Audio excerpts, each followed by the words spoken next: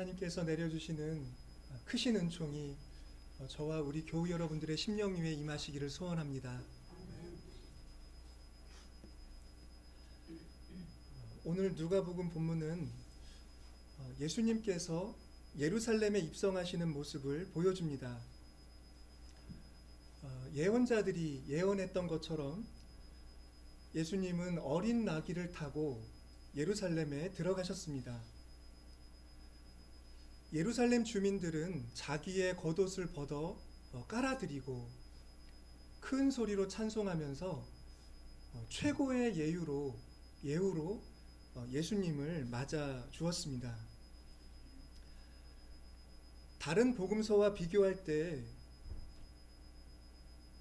예루살렘 입성을 기술하고 있는 누가복음에 특별한 점이 있습니다. 그것은 다른 복음서 마태, 마가복음이 예루살렘 입성 시 그 주민들이 호산나 찬송을 불렀던 그런 찬송을 보여줌으로써 우리의 입장에서 보면 어떤 종려주일의 관점을, 그런 시야를 열어주고 있다고 한다면, 이 누가복음에서 예수님이 예루살렘에 들어가시는 일은 누가복음 2장에 나오는 아기 예수 탄생했을 때 천군 천사들이 찬양했던 그 찬송이 여기서도 재현되고 있다는 그런 특별한 점이 있는 것입니다. 그러니까 누가복음에서는 하늘에는 평화요 가장 높은 곳에는 영광이로다 라는 이 천사들의 찬양을 예루살렘에 들어오시는 예수님을 향해 그곳의 주민들이 드린 찬송으로 받아들이고 있다라는 점입니다. 이는 예루살렘 입성, 예수님의 예루살렘 입성을 메시아가 탄생하신 그런 관점에서 보게 하는 누가복음의 특별한 그런 기술이라고 말할 수가 있을 것입니다. 진정한 왕으로 예루살렘에 오시는 예수님을 부각시키는 호산나 찬송과는 확연히 구별되는 이 찬송을 통해서 지금 예루살렘에 들어오시는 분을 이스라엘이 기다려온 메시아라는 그런 넓은 구원 역사의 관점에서 보도록 시야를 열어주는 것이 누가복음의 특별한 그런 부분이라고 말할 수 있습니다. 특히 본문을 보면 느닷없이 바리새인들이 등장을 합니다. 그들이 나타나서 선생이여 당신의 제자들을 책망하소서라고 말합니다. 이게 무슨 뜻일까 유추해 본다면, 그렇게 예수님을 높여서 찬송하는 것이 당시에는 개선 행렬을 이끌고 오는 황제에게 바치는 찬송이었기 때문에 아마 이렇게 사람들이 찬송하는 것을 내버려 두면 어떤 정치적인 위험이 올 수 있지 않느냐, 그런 간언이었다고 추측을 해봅니다. 그러나 예수님은 그런 바리새인들에게 이렇게 대답을 하셨습니다. 만일 이 사람들이 침묵하면 돌들이 소리 지르리라 하셨습니다. 그러니까 당신의 예루살렘 입성이 갖는 메시아가 예루살렘에 오시는 그런 의미에 비추어 볼 때 사람들이 이렇게 높은 찬송을 부르는 것은 당연한 일이다라는 걸 예수님이 표명하셨다라고 볼 수가 있는 것입니다. 하나님이 약속하셨던 메시아가 그 약속된 땅에 오시는 일, 그것은 가만히 생각해 보면 정말로 너무나 놀라운 일이고 이스라엘이 기다렸던 일이고 또 세상에도 구원이 되는 그런 일의 상징적인 그런 날이라는 걸 우리는 말해볼 수가 있을 것입니다. 오늘 스가랴서와 로마서 본문도 메시아께서 예루살렘에 오시는 일의 의미가 무엇인지 그 부분을 조명하는 말씀을 우리들에게 전해주고 있습니다. 스가랴서 본문은 예언자가 천사를 통해서 보았던 환상 가운데 세 번째 환상을 기술한 것입니다. 예언자는 어디선가 온 한 남자가 측량줄을 가지고 가는 것을 봅니다. 물어보니 그 측량줄을 가진 사람이 이런 대답을 합니다. 예루살렘을 측량하여 그 너비와 길이를 보고자 한다라고 말합니다. 이게 무슨 뜻일까요? 당시 예루살렘에 귀환한 사람들은 두 편으로 나뉘어 있었다고 합니다. 한편 사람들은 가장 먼저 해야 할 일은 성전을 재건하는 것이다 라고 주장했고, 다른 편 사람들은 성전보다 성곽을, 성벽을 재건하는 것이 더 지금은 시급하다라고 말했다라는 겁니다.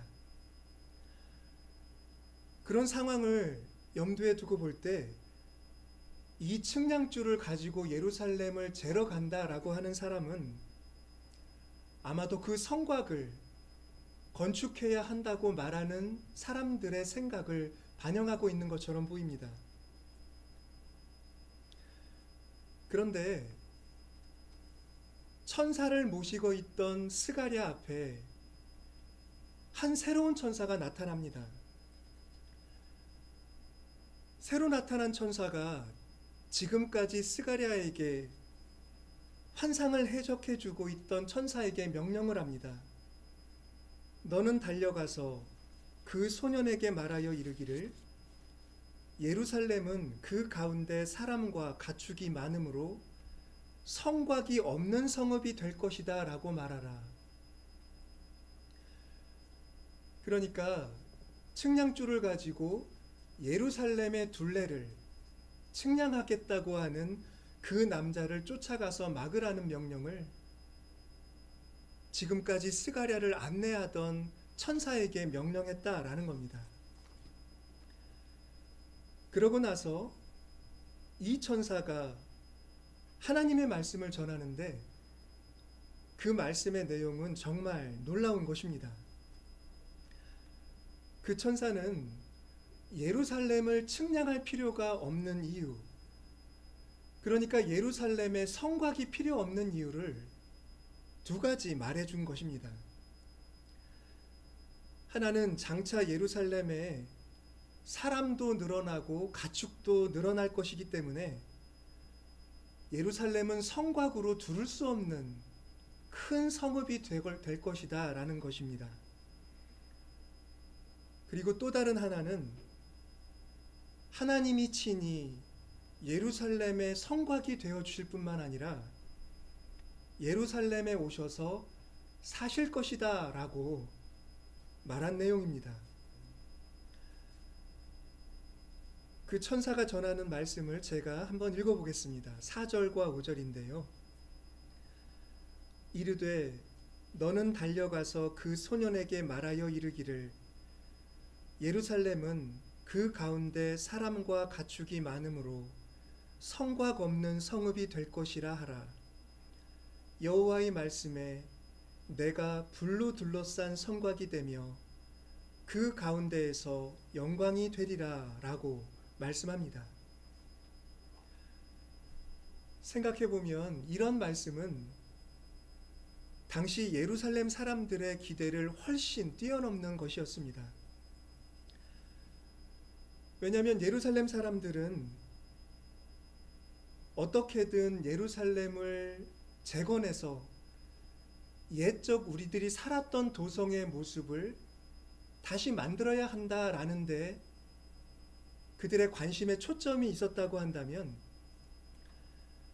하나님의 뜻은 예루살렘이 과거의 모습으로 복원되는 것만이 아니라 사람과 가축이 많아지고 하나님의 영광이, 하나님이 그곳에 현존하시는 성읍으로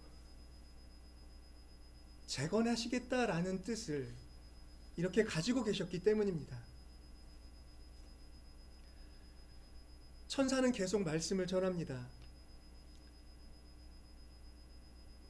하나님께서 이스라엘을 유배시켰던 바벨론에서 완전히 빠져나오게 하실 뿐만 아니라 이제는 그 지배관계를 역전시키실 계획을 가지고 있다라는 얘기를 한 것입니다.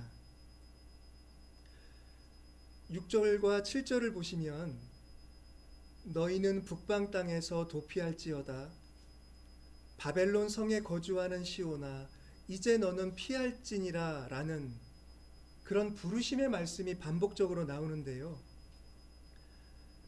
이것은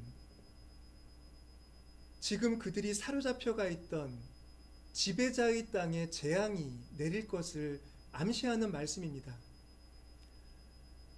그런데 그것은 단지 지배자의 나라가 이제 심판을 받는다 그런 의미만 있는 것이 아니라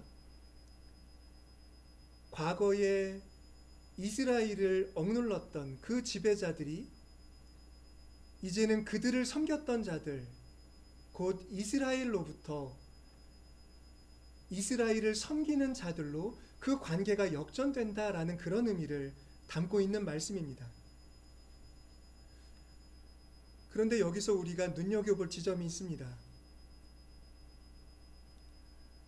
하나님이 펼쳐가실 역사가 단지 이전까지의 지배관계를 그대로 유지하면서 그러니까 한편은 지배하고 한편은 지배당하는 그런 관계를 유지하면서 지배자와 피지배자의 관계만 그 위치만 뒤바꾸시는 그런 것이 아니라 오히려 그 지배관계의 역전 그 과정을 통해서 과거에 이스라엘을 지배했던 강대국들 우상을 숭배했던 그 민족들을 하나님을 섬기는 자로 끌어들이시겠다라는 그런 말씀을 하고 있다는 사실입니다. 이스라엘과 유다의 회복 가운데 그 사람들이 여기에 하나님이 함께 계시는구나 라는 걸 인식함으로써 과거에는 부정하고 무시했던 저 약소 민족의 하나님인 여호와 하나님을 알게 되고 섬기게 될 것이다 라는 그런 의미가 내포되어 있다는 겁니다. 이것이 바로 이스라엘이 사람의 수가 늘어나고 가축의 수가 늘어나서 성곽이 필요 없는 도성이 된다라고 하는 말씀의 뜻입니다. 단지 이스라엘과 유다 사람들이 회복되고 융성해진다라는 뜻이 아니라 과거의 적국이었던 사람들이 예루살렘으로 하나님을 찾아서 나아오기 때문에 예루살렘에 사람이 많아진다. 바로 그런 의미가 들어있다라는 것입니다. 사도 바울의 말씀에 이런 과정을 설명해 주는 내용이 있습니다. 이방인의 충만한 수가 들어오기까지 이스라엘의 덫은 우둔하게 되었습니다 라고 하는 대목입니다. 바울은 이 일을 신비라는 단어로 설명합니다.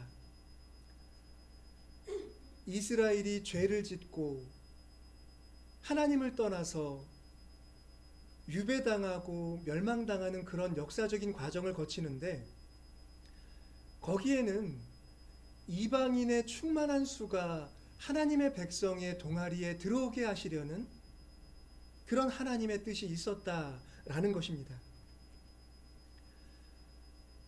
신비라는 말은 미스테리온이라는 단어인데요.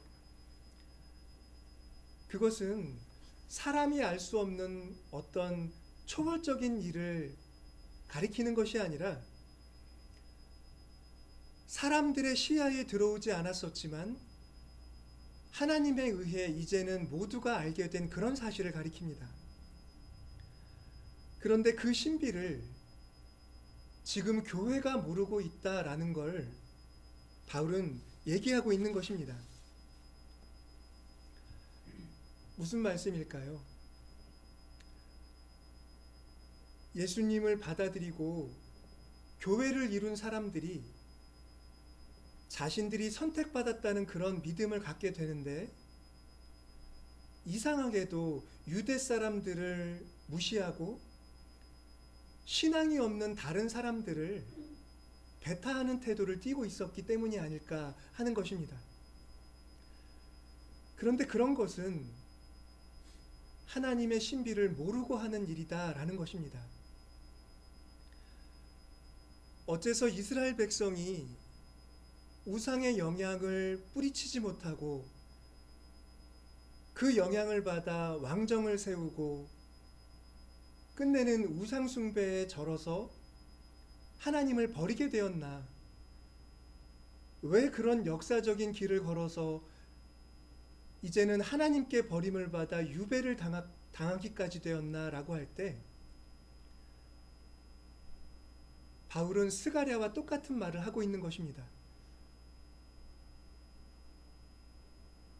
이방 사람들, 이때까지 그들을 억눌렀던 사람들을 하나님이 받아들이시기 위한 일, 이방인들을 하나님을 섬기는 자로 인도하시기 위한 하나님의 섭리가 거기에는 있었다라는 겁니다.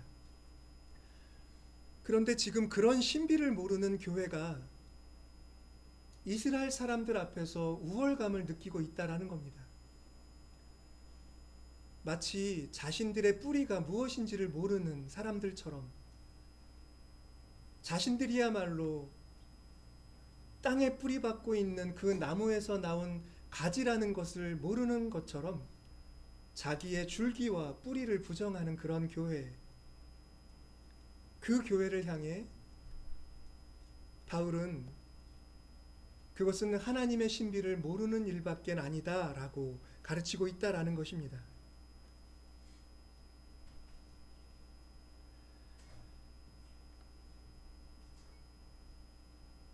이 말씀 앞에 우리도 이 하나님의 신비를 알아야 하고 그 신비를 통해 우리의 삶을 이해하는 그런 길을, 그런 빛을 찾아야 할 것이라 생각합니다.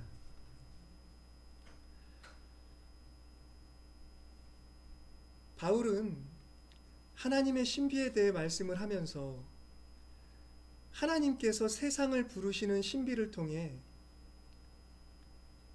기독교 신앙이 어떤 것이어야 할지를 말씀하고 있습니다. 기독교 신앙이란 과거에 이스라엘 민족이 가졌던 그런 선민의식이라던가, 이제는 이스라엘은 버림받고 우리가 그 자리를 차지하게 됐다는 삐뚤어진 선택의식은 아니어야 한다라는 것입니다. 이스라엘 민족과 교회와 이방 민족 가운데 여전히 하나님에 대한 불순종이 보입니다. 바울 시대에도 그랬고 그 이전에도 그랬고 지금도 그러하지요. 우리가 볼 때 우리 가운데에도 그런 모습이 있지만, 많은 교회들은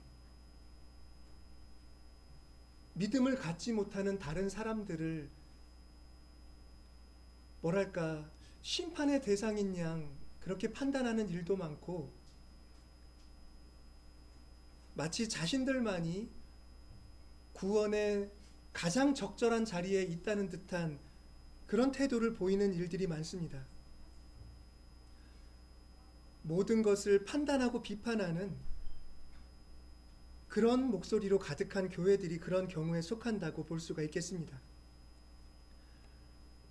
그런데 여러분, 바울의 눈에 따르면 하나님이 사람들을 그런 불순종 가운데 가두어 두신 이유가 있습니다. 이스라엘이 하나님을 버리고 끝내는 멸망하기까지 그들을 끝내는 강권적으로 돌이키지 않으시고 그들이 선택한 길을 따라 끝까지 가도록 내버려 두신 이유가 있고, 이방 사람들이 우상 숭배에서 빠져나오도록 단숨에 당신의 다스림을 드러내지 않는 이유가 있다는 겁니다. 바울의 표현으로 하면 그것은 사람들을 불순종 가운데 가둬두신 일입니다. 왜 그렇게 하셨을까? 그것은 사람들이 마치 자기가 뭔가를 잘해서 구원을 받는다는 의식을 갖지 않고 도리어 하나님의 긍휼을 통해 구원을 받는다라는 걸 알게 하시려는 것이다 라는 얘기입니다. 비록 불순종을 하고 하나님을 버렸지만 하나님은 그 이스라엘을 다시 선택하시는 것은 그 선택의 이유가 이스라엘에는 없는 것입니다. 그것은 완전한 하나님의 자비인 것이지요. 그런데 이스라엘만이 아니라 그것은 다른 신앙을 가진 사람들이라거나 우상숭배자들이라거나 이 세상에서 힘을 가지고 다른 사람을 억눌렀던 사람들에 대해서도 동일하게 적용되는 것입니다. 왜 하나님은 권력을 가지고 다른 나라를 억눌렀던 자들을 당신의 백성으로 받아들이시려 하는가? 그것은 하나님의 선택과 구원은 단지 인간의 어떤 자격이 아니라 하나님의 긍휼이기만 하다는 것을 나타내시려는 그런 것이다 라는 말씀입니다.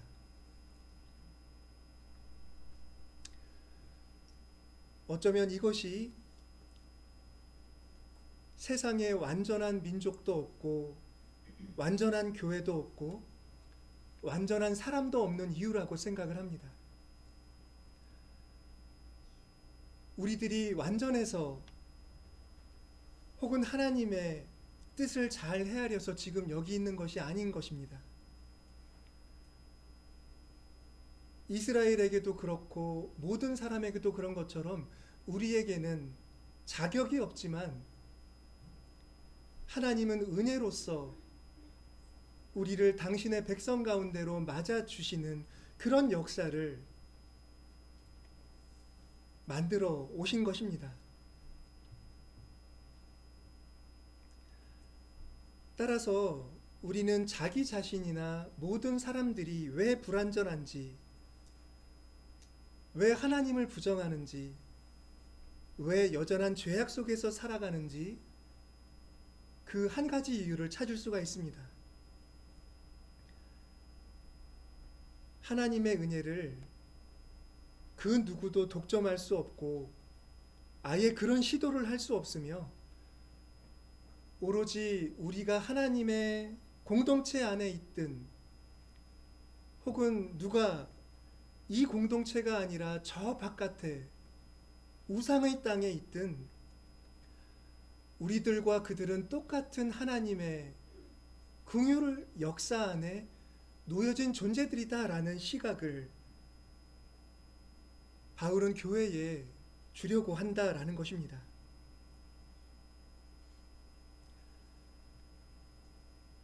이스라엘 사람들의 입장에서 생각을 해봅니다.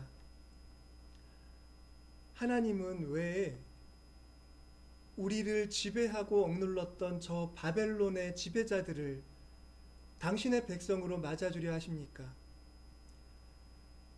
예루살렘을, 성전을 파괴했던 그들을 왜 다시 이 땅으로 오게 하셔서 이 땅을 성곽 없는 땅, 이방 사람들로 가득한 땅으로 만들려 하신다는 겁니까?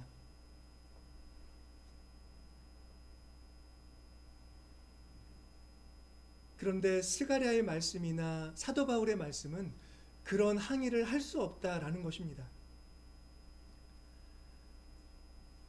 하나님이 세상의 죄인들을 예루살렘으로 받아주시고 하나님의 백성으로 받아주시는 그 일은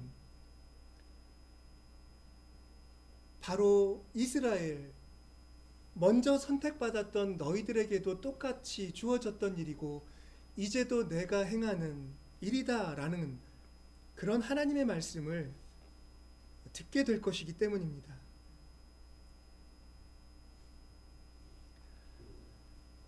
예루살렘에 오시는 메시아, 그분께 가장 높은 찬송을 드리는 이유가 거기에 있는 것입니다. 그분은 단지 예루살렘의 이스라엘만의 메시아가 아니기 때문입니다. 그분은 세상의 메시아요, 하늘을 평화로 채우실 분이요, 만백성을 긍휼로 맞아주시려는 하나님의 계획을 이루시는 그런 메시아이시기 때문에 그분은 그런 찬송을 받아 마땅한 분이신 것입니다.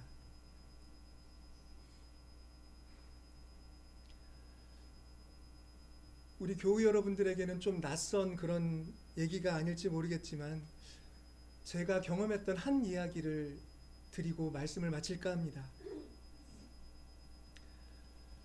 저는 신학대학원을 졸업하던 해에 동기들이 많지 않았는데 그 동기 몇 명과 저희들만의 졸업여행을 꾸려서 떠난 적이 있었습니다. 멀리 간 것은 아니고 이렇게 전라도, 남해 이렇게 아우르는 그런 경로를 잡아서 서로 자기가 가고 싶어한 그런 장소에 가는 그런 여정이었습니다. 근데 나이가 50이 넘으셔서 신학교에 들어오신 제 동기가 실상사라는 절에 한번 가보자고 저희들에게 제의를 했습니다.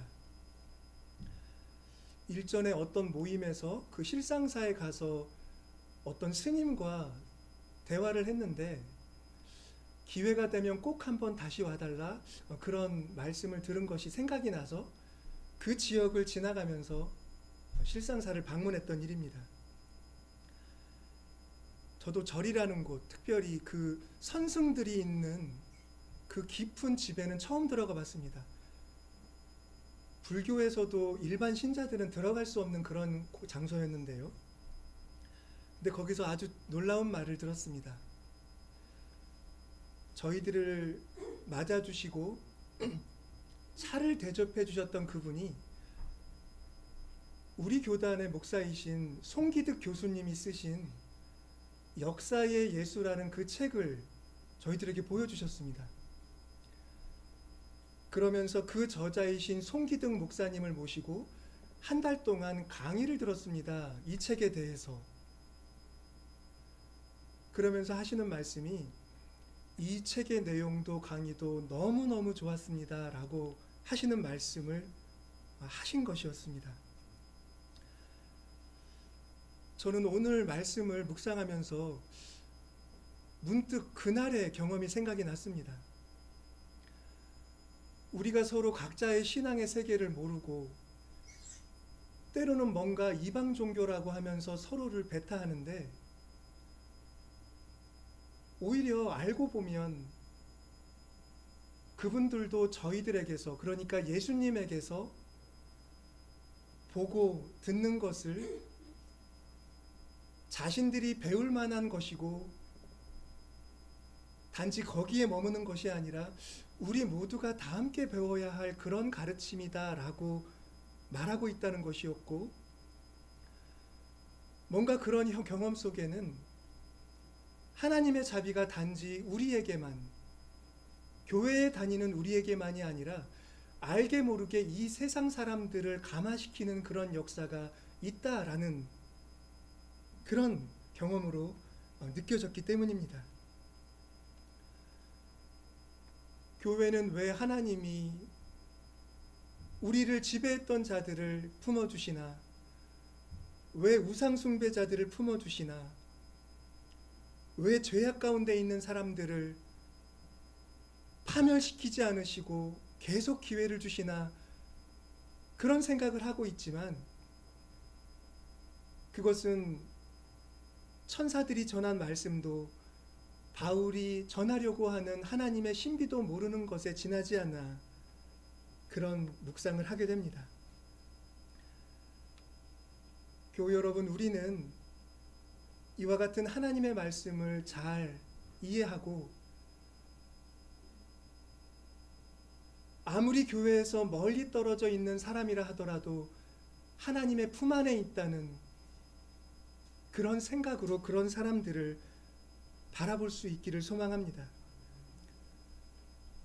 내가 다시 예루살렘을 택하리니라는 이 말씀이 단지 예루살렘만이 아니라 온 세상 모든 민족을 향한 하나님의 구원의 뜻을 말하는 것이라는 걸 기억하고 우리가 모든 사람들을 위해 하나님의 구원을 기도해 줄 수 있기를, 그래서 이 대림절의 기다림이 온 세상이 기뻐해야 할 그런 일이라는 사실을 알고 가장 높은 찬송을 우리 주님께 드릴 수 있었으면 좋겠습니다. 기도하겠습니다.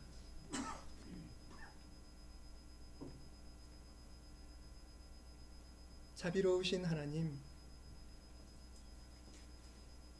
하나님의 크신 뜻을, 하나님의 역사의 그 신비를 저희들에게 알게 하심을 감사드립니다. 그 신비 앞에 겸허히 순종하며 하나님의 뜻에 봉사하는 저희들의 믿음과 삶이기를 소망합니다. 하나님 앞에, 사람 앞에 교만한 생각일랑 저희들의 심령 가운데 깨끗이 사라지게 하여 주시고 오직 하나님의 그 구원에 순종하며 봉사하는 믿음의 기쁨만이 넘치도록 인도하여 주시옵소서. 우리 주 예수 그리스도의 이름으로 기도드립니다.